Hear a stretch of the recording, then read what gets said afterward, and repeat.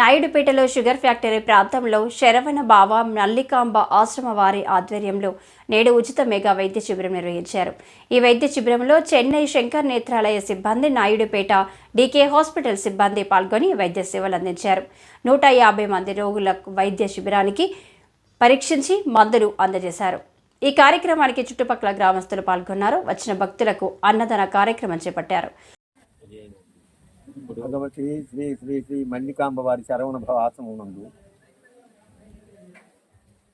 గడిచిన ఎన్నో సేవా కార్యక్రమాలు, ఎన్నో పూజా కార్యక్రమాలు జరిగాయి.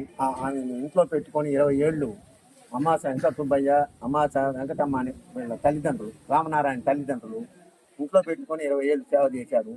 ఆ పుణ్యఫలం వల్ల గూడూరు రఘునాథ్ రెడ్డి గారి సహకారంతో ఇక్కడ స్థలం నిర్ణయింపబడి ఇక్కడ గుడి కట్టడం జరిగింది. ఆయన లోకల్గా ప్రసిద్ధి, నెమ్మదస్తుడు, మర్యాద మంచివాడు. ఆయన సహకారమే ఇక్కడ స్థలం నిర్దేశింపబడ్డాను.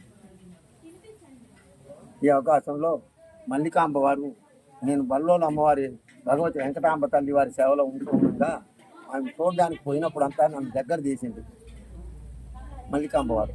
అందువల్ల పోతూ వస్తూ ఉండేవారు. ఆమె కార్యక్రమాలన్నీ ఆమె జరపడంలో నాకు తోదికంగా మాట సహాయం.